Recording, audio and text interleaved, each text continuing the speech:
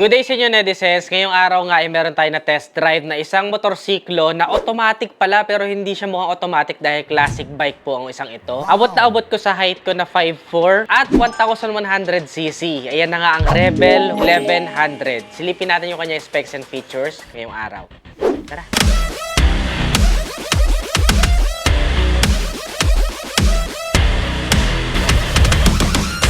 At ayun na ngayon nagulat ko sa kanya, netizens. Kasi nung ite-test drive ko na siya, sobrang bruise ko niyang tignan dahil classic bike nga ito at Rebel 1100 pa. Na-expect ko na manual transmission ito. Pero na hinahanap ko na yung clutch, wala siyang clutch. Kasi nga, pwede siyang automatic at pwede mo rin siyang i-manual drive mode. Pero dahil syempre, sanay tayo sa mga automatic na motor at mas convenient, lalong-lalo na sa traffic situation, ay tinesting ko na yung kanyang automatic mode. Unang sakay ko sa kanya, first impression ko is medyo nasa unahan at hinapa ko pa yung kanyang pinaka footrest. Pero nagustuhan ko naman dahil super relaxed nung kanya sitting position. At the same time, isa pa sa nagustuhan kong commendable sa kanya ay yung kanyang engine brake. Nararamdaman mo na kusa na ring nagigiring depende sa speed mo and RPM yung pinaka-motorsiklo. Parang mga kotse na rin siya. Automatic na siyang pumupunta sa gear na angkop para sa speed mo. Kaya ang nagagawa nun ay mas malakas yung kanyang engine brake and nakakatulong ito sa confidence mo pagdating sa pag-take ng corners. Isa pa rin sa medyo kakaiba sa kanya na napansin ko nung in-start ko siya ay nasa gilid yung kanyang pinakasusian. So mostly talaga sa mga classic motorcycles ay gano'n. Pero pag binuksan mo na siya, naka-inverted LCD display naman siya or fully digital yung kanyang meter panel. Kaya napaka-modern na rin po niyang tignan if you're going to drive it. And of course, dahil big bike po ito ay naka-dual channel ABS na rin po tayo. At kung maulan naman ang sitwasyon, nothing to worry about dahil meron din po siyang HSTC or Honda Selectable Torque Control. Na kung saan kapag ka nadulas yung inyong unahan na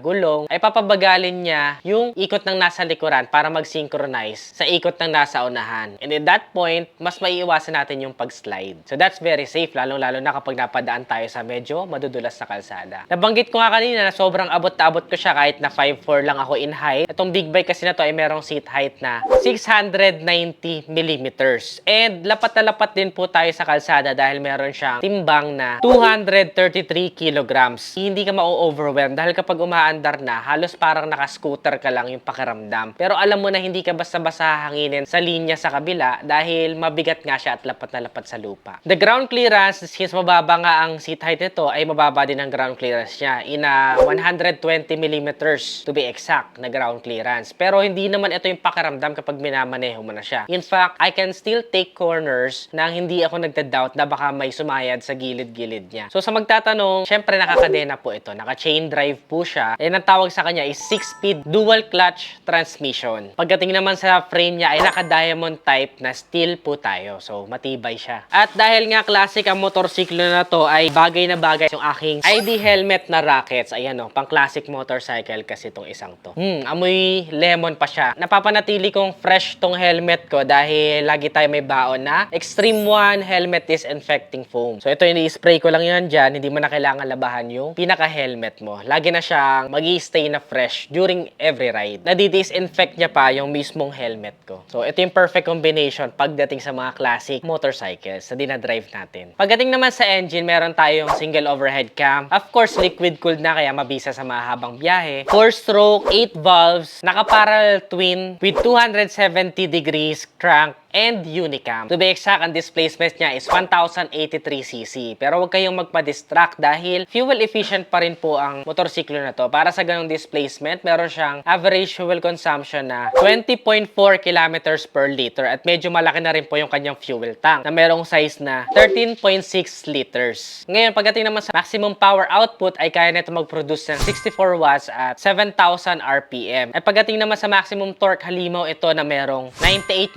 Nm of torque at 4,750 RPM. So, hindi ka mabibitin, lalong-lalo na kung medyo akyatan yung facing ng inyong rides. Napakalaki din ng kanyang turning radius na merong 2.9 meters to be exact. At pagdating naman sa suspension, sa front ay meron tayong preload adjustable 43mm cartridge style. And sa likuran naman po ay preload adjustable twin piggyback rear shock. So, sa aking test drive, nakita ko naman na sakto at swak sa aking weight yung yung play ng kanyang suspension. So, good din ito for everyday use. For the front tire, meron tayong tire size na 130 by 70 B18, habang sa likuran naman po ay meron tayong tire size na 180 by 70 B16. At para naman sa braking system natin sa front ay meron tayong radial mounted monoblock 4-piston brake caliper na merong 330mm floating single disc. Habang sa likuran naman po ay single piston caliper na merong 256mm of single disc. And kagaya nga ng nabanggit ko kanina ay dual channel ABS po siya. So, harap at likod ay ABS na. Pagdating naman sa mga kulay ay meron tayong dalawang kulay. Merong iridium gray metallic at saka ay gunmetal black metallic. Para sa inyo, alin sa dalawa ang mas appealing na kulay? Comment nyo nga sa ibaba.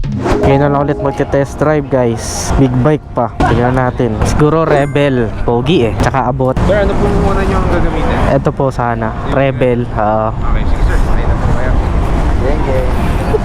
Grabe to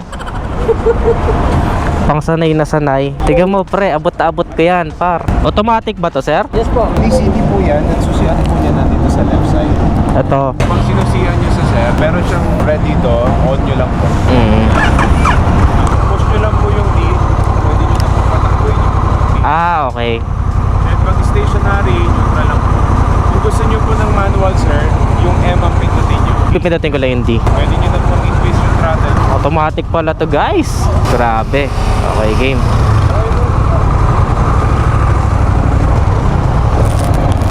Dito. Sa bandang unahan. Ang paahan. Ang angas, automatic pala to. Pwede to sa akin. Automatic din nagigir Ganda pala na itong Rebel na to. Ang baba pa. Diba?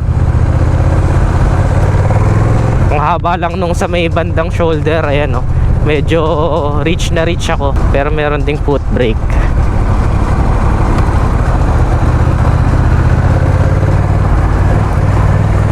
Sheesh!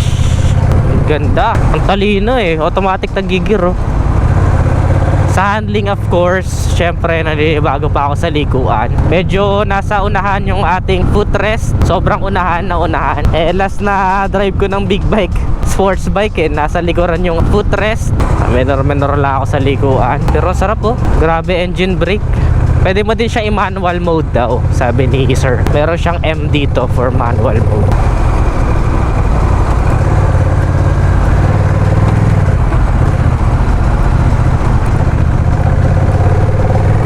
Ganda.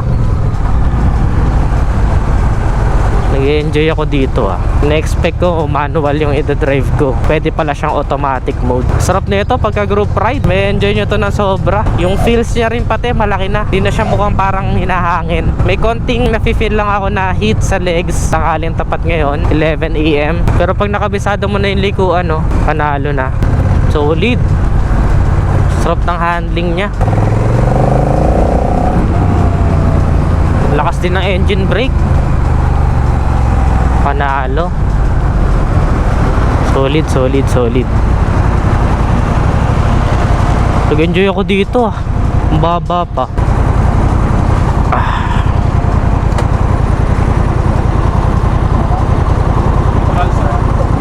Neutral.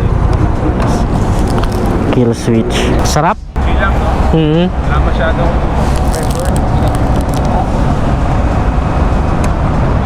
Nag-enjoy ako dito Yeah! Ang Honda Rebel 1100 ay merong SRP ngayon na 650,000 pesos. Para sa akin, ito yung something na inaay ko dahil nagustuhan ko yung aking first impression, test drive experience sa kanya. And if papala rin na magkaroon ng budget para dito, ay masasabi kong sure buy ang motorsiklo na ito. Yan dyan yung classic that will never go out of style. LED na rin yung mga ilaw, maliwanag sa gabi, pati na rin yung meter panel niya is fully digital na. Nasa kanya din yung convenience sa pag-i-automatic at kung gusto mo naman ng manual transmission, transmission ay pwede din siyang naka-manual mode. So napaka-versatile ng motorsiklo na ito. Safe din dahil sa dual channel ABS at Honda Selectable Torque Control. At ito ay para sa market na mahihilig talaga sa mga classic bikes. Kayo netizens, sulit ba sa inyo ang Honda Rebel 1100? Comment nyo nga sa ibaba. Ano pang mga ibang motorsiklo ang gusto nyo mapanood next vlog? Comment your suggestions below. Kung nagustuhan mo to, don't forget to give this video a thumbs up, subscribe. Again, this is Ned Adriano. Always keep it cool and ride safe always.